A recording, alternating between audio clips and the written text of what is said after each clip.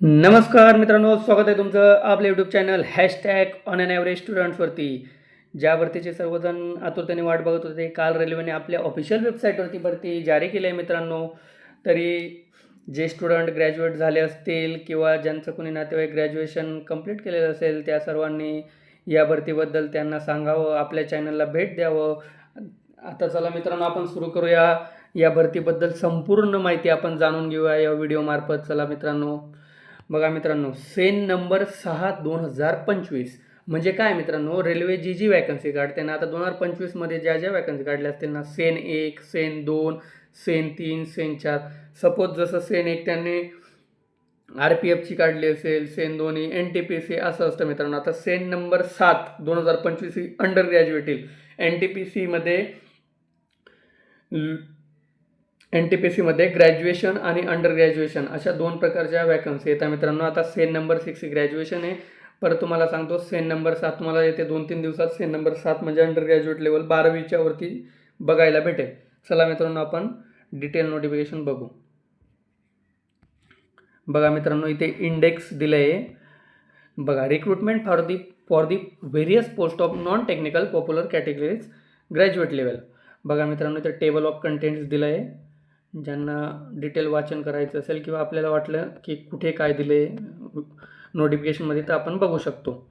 चला मित्रांनो, आपण वरती आता याला स्क्रोल करून बघा मित्रांनो, इथे इम्पॉर्टंट डेट्स दिल्या आहेत मित्रांनो. ही जे भरतीची जाहिरात आहे ना मित्रांनो, एम्प्लॉयमेंट न्यूजमध्ये म्हणजे पेपरच्या कात्रणामध्ये आली होती 4/10/2025ला. भरतीची ओपनिंग डेट आहे मित्रांनो ऑनलाईन ॲप्लिकेशनची, म्हणजे आजपासून 21/10/2025. आणि शेवटची तारीख फॉर्म भरण्याची आहे मित्रांनो 20 नोव्हेंबर 2025 रात्री 12 वाजेपर्यंत. पण शेवटचा दिवसाचा विचार न करता लवकरात लवकर, माझं तरी म्हणणं आहे 10 नोव्हेंबरच्या आतच तुम्ही फॉर्म भरून द्यावा. बघा मित्रांनो, last date for application fee पेमेंटसाठी शेवटची मुदत ही 22/11 आहे. आणि जे चलनद्वारे भरतील त्यांना 23/11 आहे. पण मग आता सध्या चलन वगैरे तर कोणी भरत नाही, सर्व ऑनलाईनच भरून देतात. तरी वेळ वाया न घालवता लवकरात लवकर डॉक्युमेंट तयार करून हा फॉर्म भरावा. तसं मी तुम्हाला सांगेनच की डॉक्युमेंट काय काय आहे, काय काय नाही. बघा मित्रांनो, आता आपण बघू या भरतीमध्ये किती प्रकारच्या पोस्ट आहेत. तर यावेळेस 6 पोस्ट आल्या आहेत मित्रांनो. ज्यावेळेस मी 2024ची भरती म्हणजे 2025मध्ये जो पेपर दिला, त्याच्यामध्ये मित्रांनो 5 प्रकारच्या पोस्ट होत्या. यावेळेस त्यांनी एक ट्रॅफिक असिस्टंट ही एक नवीन पोस्ट ॲड केली मित्रांनो. आणि तिच्या जागा 59, अशा टोटल 5810 जागांसाठी ही वॅकन्सी आली आहे मित्र. चला आपण सिरियल वाईज एक पोस्टबद्दल थोडी माहिती जाणून घेऊया मित्रांनो. बघा मित्रांनो, chief commercial cum ticket supervisor ही लेवल 6ची पोस्ट आहे मित्रांनो. ज्याचं बेसिक पे तुम्हाला स्टार्टिंग 35,400 आहे. आणि जर तुम्ही 8व्या वेतनानुसार गेलं तर याचं पेमेंट तुम्हाला 90,000+ मिळेल मित्रांनो, 90,000+. याच्या टोटल वॅकन्सी आहेत ऑल RRB मिळून 161 मित्रांनो, 161 टोटल वॅकन्सी आहेत मित्रांनो. नेक्स्ट बघू मित्रांनो आपण स्टेशन मास्टर हा पण लेवल 6चा जॉब आहे मित्रांनो. ज्याचं पण बेसिक पे 35,400 आहे. ज्याच्यासाठी मेडिकल स्टँडर्ड A2 लागतं. आणि ज्याचं एज तुम्हाला 1/1/2026 पासून म्हणजे तुम्हाला 18 ते 33 वर्ष, हे सर्व जनरलचं एज दिलं आहे मित्रांनो. आणि स्टेशन मास्टरसाठी टोटल जागा आहे 615. आता आली मित्रांनो गुड्स ट्रेन मॅनेजर. म्हणताना की रेल्वेमध्ये सर्वात जास्त पगार घेणारी जर कोणती नोकरी असेल मित्रांनो, तर ती गुड्स ट्रेन मॅनेजर. तुम्ही बघितलं असेल रेल्वेमध्ये मागे जे झेंडा दाखवतो बघा, त्यालाच गुड्स ट्रेन मॅनेजर असं म्हटलं जातं. हा 8व्या वेतन आयोगानुसार मी तुम्हाला सांगतो मित्रांनो, 1.5 लाख+ पगार घेईल ही पोस्ट. 1.5 लाख+ पर मंथ मित्रांनो. याच्यात 3416 टोटल जागा आहेत मित्रांनो. Junior accountant assistant cum typist हा लेवल 5चा जॉब आहे मित्रांनो. याचं बेसिक पे 29,200 आहे. याच्यासाठी मेडिकल स्टँडर्ड C2 आहे. याला पण एज सर्व पोस्टसाठी एज आहे 18 ते 33 आहे मित्रांनो. आता सिनियर क्लर्क कम टायपिस्ट हा पण लेवल 5चा जॉब आहे. याचं पण बेसिक पे 29,200 आहे. आणि याचं पण एज 18 ते 33 आहे मित्रांनो. आणि टोटल वॅकन्सी 638 आहे. बघा, आणि पुढची ही एक नवीन पोस्ट ॲड झाली मित्रांनो, ट्रॅफिक असिस्टंट. याचं बेसिक पे लेवल म्हणजे बेसिक पे 25,500 आहे मित्रांनो. आणि लेवल 4चा जॉब आहे हा. याच्यासाठी पण मेडिकल स्टँडर्ड A2 आहे. आणि याचं एज जे दिलं आहे ते 18 ते 33 दिलं आहे मित्रांनो. आणि टोटल या 6 पोस्टच्या वेगवेगळ्या डिफरंट RRBमध्ये 5810 वॅकन्सी आहेत. ते आपण पुढे बघू आपल्या मुंबई झोनमध्ये किती वॅकन्सी आहेत. चला तर मित्रांनो, आता बघा मित्रांनो, मी तुम्हाला आता पुढे सांगेल या भरतीमध्ये. आता आपण बघणार आहोत मित्रांनो मेडिकल स्टँडर्डबद्दल थोडं बोलून घेऊया मित्रांनो. तसं तर मी तुम्हाला नंतर अजून सांगेलच. मेडिकल स्टँडर्ड A2 मेडिकल स्टँडर्डमध्ये काय असतं मित्रांनो, आपण फिजिकली सर्व गोष्टीमध्ये फिट पाहिजे आणि आपलं जे डिस्टन्स विजन आहे ना, जे आय साईट म्हणतो आपण, म्हणजे आपले जे डोळे आहेत ना, ते गॉगल वगैरे चष्मा वगैरे चालणार नाही मित्रांनो इथे या पोस्टसाठी. ज्या पोस्टला A2 मेडिकल स्टँडर्ड आहे त्यांच्यासाठी विदाऊट ग्लास, विदाऊट चष्मा न घालता 6x9 आणि 6x9 आणि 6x9च पाहिजे मित्रांनो डिस्टन्स विजन त्याच्यासाठी. म्हणजे आय टेस्ट कशी असते मित्रांनो, एक चार्ट लावलेला असतं, एक डिस्टन्स असतं, त्या डिस्टन्सवरून बघायचं असतं. याच्याबद्दल मी तुम्हाला पुढे चालून व्हिडिओ टाकून देईल.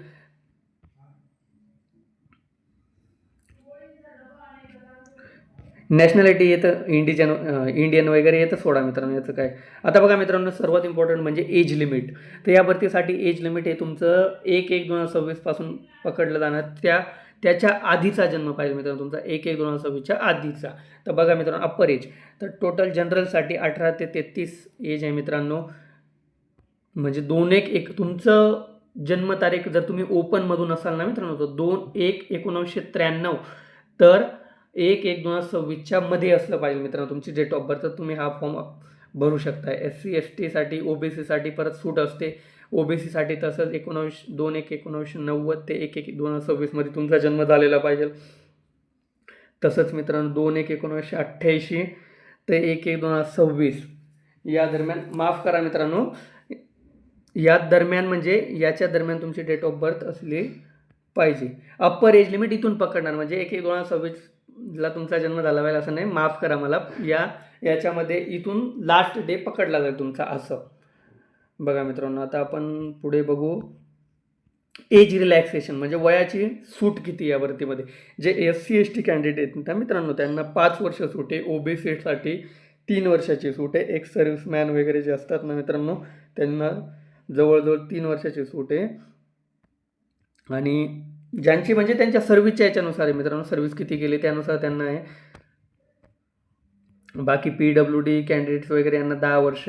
एजचं तर काय सोडा मित्रांनो, एज इतकं एज नंतर कोणी स्टडी करणार राहते नाही. 40 वर्षांनी मला सांगा, 33 आणि प्लस ते 3 जर पकडले OBCचे तर 36 वर्षानंतर कोण स्टडी करणार. तर एज या भरतीमध्ये एज खूप खूप खूप खूप जास्त आहे, त्याच्यामुळे एजचं टेन्शन नका घेऊ. बघा मित्रांनो, आपण आता भरतीबद्दल एज्युकेशनल क्वालिफिकेशन सर्वात इम्पॉर्टंट मित्रांनो. तर तुमच्या एज्युकेशनल क्वालिफिकेशन या भरतीसाठी तुमच्यापाशी मिनिमम कोणत्याही फील्डमधून बॅचलर डिग्री जर असेल तुमच्यापाशी तर तुम्ही हा फॉर्म भरू शकता मित्रांनो.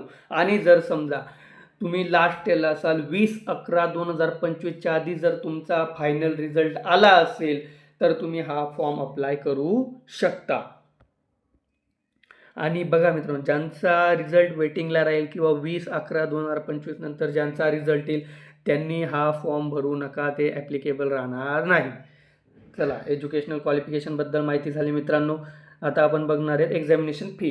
तर जनरलला ही 500 रुपये फी आहे आणि ऑदर जर सोडलं त्यांना 250 रुपये आहे मित्रांनो. नंतर मी तुम्हाला सांगतो, जर रेल्वे एक असं बोर्ड आहे मित्रांनो जी तुमची फी रिफंड करतं.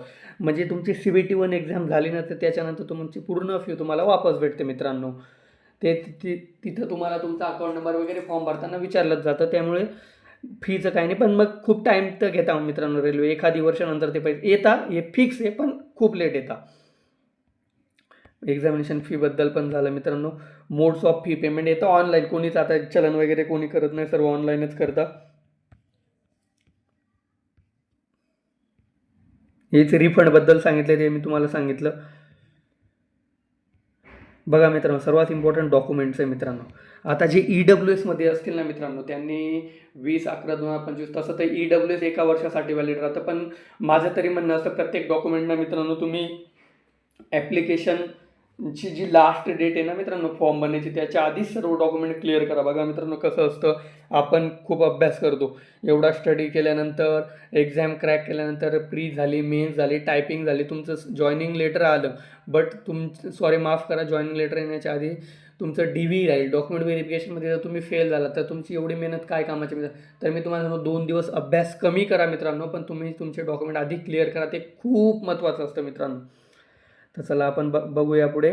EWS OBC यांनी तसं OBCनी आता सेंट्रल गव्हर्नमेंटचं जे OBC असेल ना ते काढायचं मित्रांनो, इथं स्टेट गव्हर्नमेंटचं चालणार नाही, हे लक्षात ठेवा मित्रांनो.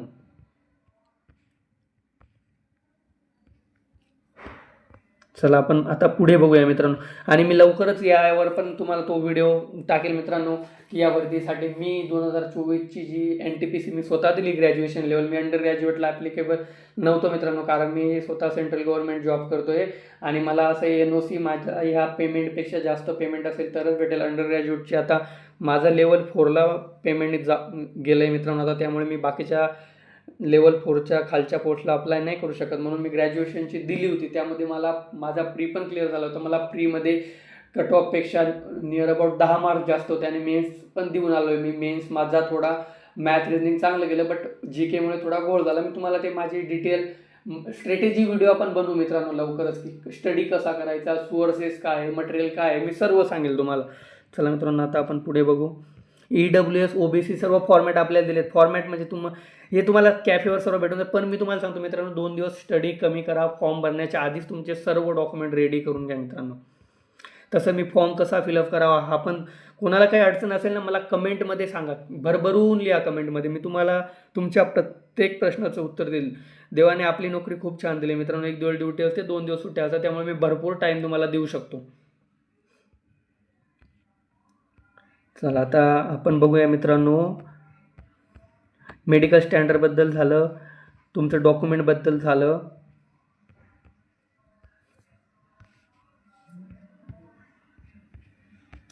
फॉर्म रजिस्ट्रेशन हा मी ऑनलाईन आपल्या यूट्यूबला तुम्हाला व्हिडिओ पण टाकून देईल मित्रांनो, कुठून फॉर्म भरायचा.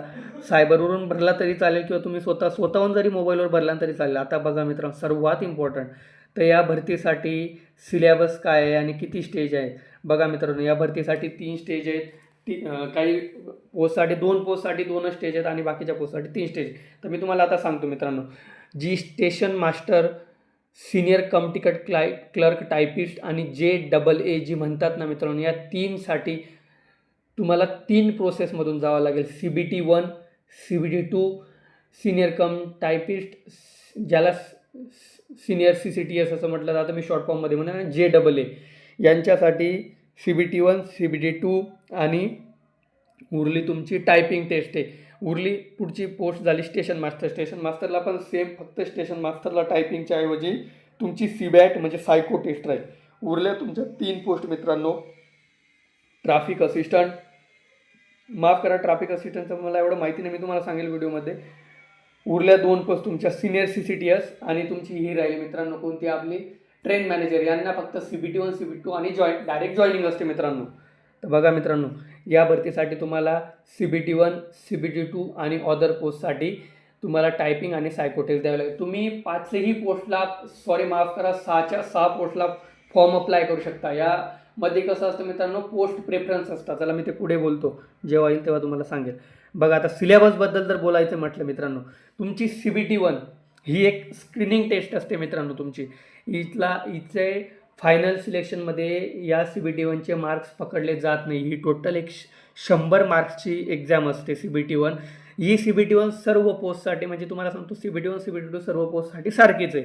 आता या 100 क्वेश्चनसाठी तुम्हाला टाईम हा 90 मिनिटं असतो. त्याच्यामध्ये GK जनरल अवेअरनेसमध्ये येतं तुमचं GK, current affair, history, polity वगैरे, सायन्स, याचे तुम्हाला 40 क्वेश्चन बघायला भेटतील. मॅथ्समध्ये 30 क्वेश्चन आणि जनरल इंटेलिजन्स अँड रिझनिंग, बुद्धिमत्तामध्ये तुम्हाला 30 क्वेश्चन, असे टोटल 100 क्वेश्चन आणि 90 मिनिटं तुम्हाला या पेपरमध्ये बघायला भेटते. आणि पण मित्रांनो, सर्वात इथे टफ जर काही असेल तर 1/3 1/3 निगेटिव्ह मार्किंग असते. त्यामुळे इथे तुक्के लावून चालत नाही मित्रांनो. 1/3 निगेटिव्ह इज द बकवास negative system of all government exam. सर्वात बोगस असते मित्रांनो ही 1/3 निगेटिव्ह. त्यामुळे तुम्हाला जे येईल तेवढंच टिक करावं लागेल. आपण ते तुम्हाला मी सांगेल तुमचं स्टडी काय करायचं काय नाही. आता सब्जेक्ट वगैरे याच्यासाठी आपण स्पेशल व्हिडिओ काढू मित्रांनो. बघा मित्रांनो, आता तुमचं CBT2 तुमच्या फायनल सिलेक्शनसाठी तुमचं CBT2चेच मार्क्स पकडले जातील. फक्त तुमची जी आपली स्टेशन मास्टरची जी पोस्ट आहे ना मित्रांनो, त्याच्यासाठी तुम्हाला 70% मार्क्स तुमचे CBT2चे आणि 30% मार्क्स तुमचे सायको टेस्टचे पकडले जातील. अशा या भरतीची सिलेक्शन प्रोसेस आहे मित्रांनो. आणि मेन्सला आता तुमच्या मनात विचारायला असेल की सर मेन्सला किती मार्क्सचा पेपर असतो. मेन्सला हा 120 मार्काचा टोटल 120 क्वेश्चन आणि टोटल 90 मिनिटासाठी हा पेपर असतो. याच्यामध्ये तुम्हाला 35 मार्काला गणित, 35 मार्काला बुद्धिमत्ता आणि 50 मार्काला तुमचं GK असतं मित्रांनो. इथे पण सेम 1/3 1/3 निगेटिव्ह मार्किंगच असते. म्हणजे 3 चुकलं तर एक क्वेश्चन चुकला तुमचे 0.33 मार्क कट होता. म्हणजे नंबर ऑफ क्वेश्चन जेवढे चुकले त्याला 0.33 ने मल्टिप्लाय करा आणि तेवढे तुमच्या टोटल मार्क्समधून वजा करा. हे प्रोसेस असते मित्रांनो. हे आपण नंतर बघू. तुमचं आता झालं मित्रांनो CBT2 पर्यंत. समजा तुमचं आलं CBT2 नंतर तुम्हाला काही पोस्टला टायपिंग आहे, काही पोस्टला नाही आहे. तसंच बघा इथं दिलेलं आहे सर्व. चला मित्रांनो, आता आपण बघूया. सर्वात मेन मित्रांनो, आता इथं दिलं आहे बघा कोणत्या पोस्टला टायपिंग आहे आणि कोणत्या पोस्टला काय आहे ते दिलेलं आहे मित्रांनो. आता गुड्स ट्रेन मॅनेजर लेवल 5ची पोस्ट आहे. Senior clerk cum typist, junior accountant assistant cum typist, chief commercial cum ticket supervisor, station master, traffic assistant. या बघा मित्रांनो, या फर्स्ट स्टेज CBT1 तर सर्वांसाठी कॉमन आहे मित्रांनो, common for all test. Second stage पण कॉमन आहे मित्रांनो. स्किल टेस्ट बघा 4 यांना आहे मित्रांनो, माफ करा मला. फक्त 2 यांना तुम्हाला डायरेक्ट CBT1 CBT2 तुमचं सिलेक्शन होतं, ते म्हणजे गुड्स ट्रेन मॅनेजर आणि chief commercial cum ticket supervisor. तर बघा मित्रांनो, जी सिनियर क्लर्क कम टायपिस्ट आणि JEE पोस्ट आहे ना, तिच्यासाठी तुम्हाला टायपिंग स्किल आहे. परत तुम्हाला सांगतो स्टेशन मास्टर आणि ट्रॅफिक असिस्टंटसाठी बी तुम्हाला कम्प्युटर बेस्ड ॲप्टिट्यूड टेस्ट, यांना CBAT आहे आणि वरच्या दोघांना तुम्हाला टायपिंग टेस्ट आहे. आता टायपिंग किती असते मित्रांनो? टायपिंग इंग्लिश 30 असते आणि हिंदी 35 असते. तुमच्यावर आहे, तुम्ही कोणते फॉर्म भरताना विचारलं जातं की कोणती चूज करायची. चला मित्रांनो, आता पुढे जाऊ आपण. डॉक्युमेंट व्हेरिफिकेशनसाठी डॉक्युमेंट तयार ठेवा, बस एवढंच आहे. फायनल बघा मित्रांनो, आता रेल्वे काय करतं, CBT1मध्ये तुमचे एकाच 15 मुलं सिलेक्शन करेल. समजा जर आता 5,800 वॅकन्सी आहेत ना, सपोज करा 100 वॅकन्सी आहेत, तर 100,000 चला सोडा सर्व 6,000 जागा आहेत. तर 6,000 जागासाठी मध्ये तुम्हाला प्रीमध्ये किती मुलं घेतील ते 6,000ला 15ने मल्टिप्लाय करा, किती झाले 15 90,000 मुलं ते शॉर्टलिस्ट करतील CBT2साठी. म्हणजे CBT1 पासआउट करतील 90,000. मग CBT2मध्ये ते ट्रेन मॅनेजर आणि लेवल 6ची जी सिनियर CCT असेल त्याच्यासाठी डायरेक्ट एकाच एक घेतील. म्हणजे जेवढ्या जागा आहेत तेवढ्यांना डायरेक्ट जॉईनिंग लेटर देतील. आणि बाकीच्या ज्या पोस्ट आहेत ना, बाकीच्या उरलेल्या 4 पोस्ट त्यांच्यासाठी CBAT आणि टायपिंग आहे. त्यांना एका जागेसाठी 7 घेतील, म्हणजे 7 कट करतील आणि एका जागेसाठी 7 उरतील. मग टायपिंगसाठी असा त्यांचा रिझल्ट पुढे लागेल. बघा मित्रांनो, आता आपण पुढे बघूया. पुढे आता फॉर्म कसा अप्लाय करावा, हा तुम्हाला ऑनलाईन फॉर्म ॲप्लिकेशनचा मी एक A to Z knowledge channel म्हणून आहे, त्या सरांचा मी तुम्हाला व्हिडिओ टाकून देईल डिस्क्रिप्शनमध्ये. तो व्हिडिओ बघून तुम्ही मोबाईलवर पण भरू शकता किंवा मोबाईलवर न भरता तुम्ही सायबरवर जाऊन पण भरू शकता. पण फॉर्म हा खूप काळजीपूर्वक भरा मित्रांनो, कारण रेल्वे डॉक्युमेंट व्हेरिफिकेशनमध्ये थोडी चूक ऐकून घेत नाही मित्रांनो. माझे खूप मित्र डॉक्युमेंट व्हेरिफिकेशनमुळे आज घरी आहेत, त्यामुळे चूक करायचीच नाही मित्रांनो. फॉर्म भरताना आणि डॉक्युमेंटमध्ये काही चुकू नका. वाटलं तर 2 दिवस स्टडी कमी करा. हे माझं वाक्य तुम्हाला कायम राहील. आता आपण पुढे जाऊ मित्रांनो.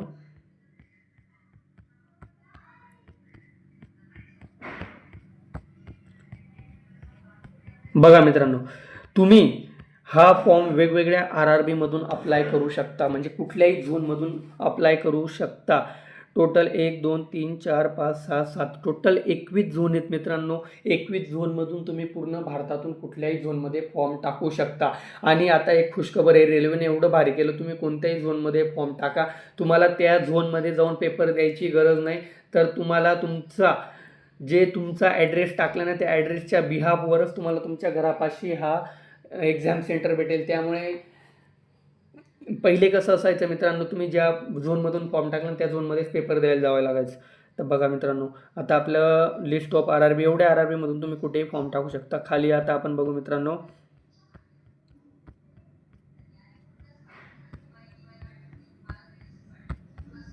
आता बघा मित्रांनो, आपण टोटल व्हॅकन्सी बघू. आपल्या सर्व RRBच्या व्हॅकन्सी दिल्या. आता आपण RRB मुंबईच्या बघू मित्रांनो.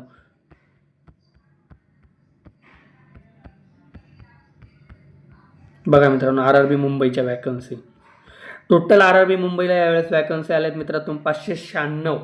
596मध्ये RRB मुंबईमध्ये 3 झोन येतात मित्रांनो, सेंट्रल रेल्वे, वेस्टर्न रेल्वे आणि CR, SCR आणि WR. तर बघून घ्यायचं आपले तुम्हाला कोणत्या झोनमधून टाकायचं, त्या झोन वाईज व्हॅकन्सी राहतात. त्या झोन वाईज म्हणजे त्या तुम्ही मुंबईमधून टाकल्यानंतर तुम्हाला त्या ऑप्शन प्रेफरन्समध्ये टाकावं लागतं. आता टोटल व्हॅकन्सी 596 आहे. तुम्ही चार्टमध्ये बघून घ्यायचं मित्रांनो की कोणत्या कॅटेगरीसाठी, कोणत्या पोस्टसाठी किती, कोणत्या कॅटेगरीतून किती व्हॅकन्सी आहे, कोणत्या पोस्टला किती आहे, ते सर्व बघून घ्यायचं.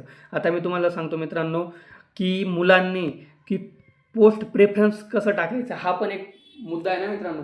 आता बघा, ज्यांचं मेडिकल स्टँडर्ड चांगलं नाही, ज्यांना चष्मा आहे, ज्यांना वाटतं आपल्याला दिसण्याला थोडा प्रॉब्लेम आहे, तर त्यांनी ट्रेन मॅनेजर झालं, स्टेशन मास्टर झालं, ट्रॅफिक असिस्टंट ह्या पोस्ट खाली टाकायच्या.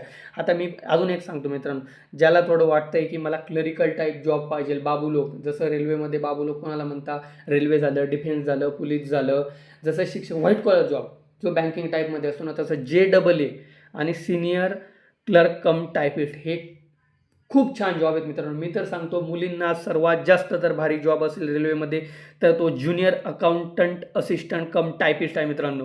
मुलींनी तरी माझं तरी म्हणणं आहे, मुलींनी ही पोस्ट टॉपला टाकली JAA, त्याच्यानंतर सिनियर क्लर्क कम टायपिस्ट ही टाकायची. आणि ज्याला वाटतंय की नाही मला पैसा हवा आहे, तर पैसा पण मॅटर करतो ना मित्रांनो. काहींसाठी आता पैसा इम्पॉर्टंट आहे, काहींची फायनान्शियल कंडिशन जर वीक असेल, त्यांना पैसा जसं पाहिजे असेल, तर पैशावाली सर्वात जर पोस्ट येतात ती ट्रेन मॅनेजर मित्रांनो. इथं तुम्हाला 1.5-2 लाख रुपये पगार आरामात भेटेल 8व्या वेतनानुसार. बघा मित्रांनो, मुलींसाठी मी सांगून देतो, मुलांना तर काही प्रॉब्लेम नाही. मुलं तर ज्याला म्हणजे जसं हे बघा, ज्याला व्हाईट कॉलर जॉब पाहिजे ते क्लर्कच्या JAA आणि सिनियर क्लर्क कम टायपिस्ट यावरती टाकून, स्टेशन मास्टर, त्याच्या खाली गुड्स ट्रेन मॅनेजर आणि आपली राहिली पोस्ट मित्रांनो. बघा मित्रांनो, आपल्या मुंबई झोनमध्ये याची व्हॅकन्सीच नाही मित्रांनो. ट्रॅफिक असिस्टंटची व्हॅकन्सीच नाही आहे आय थिंक मुंबई झोनमध्ये. चला आपण ते बघून घेऊ नंतर.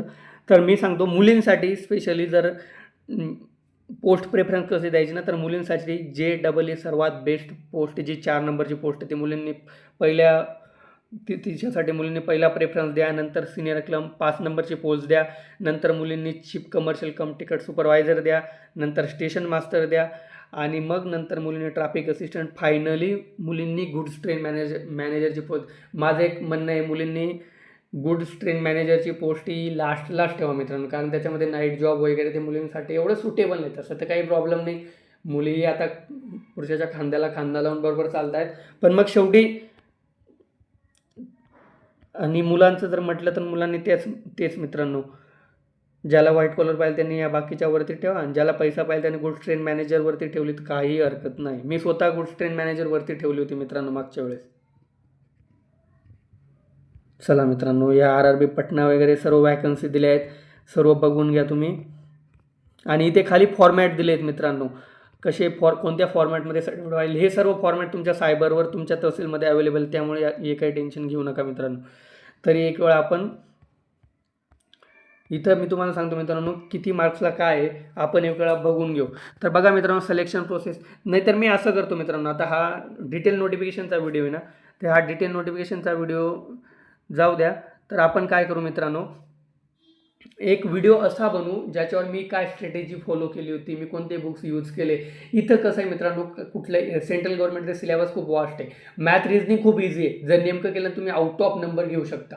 मॅथ रिझनिंगमध्ये लिमिटेड सिलेबस, पण GKमुळे खूप मुलं आपले मार्क होऊन जातात.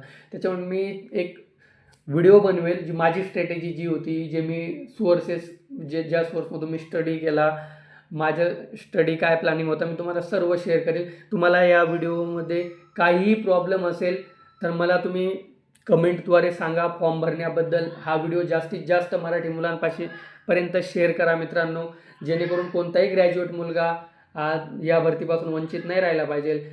चला मित्रांनो, एवढं बोलून आपण आता व्हिडिओ संपू. भेटू लवकरात लवकर. आज आपला जो GK GSTची सिरीज चालू आहे त्याचा दुसरा पार्ट पण मी आज टाकण्याचा प्रयत्न करेल. चला मित्रांनो, ओके. आणि सर्वांना हॅपी दिवाळी मित्रांनो. जय हिंद, जय भारत मित्रांनो.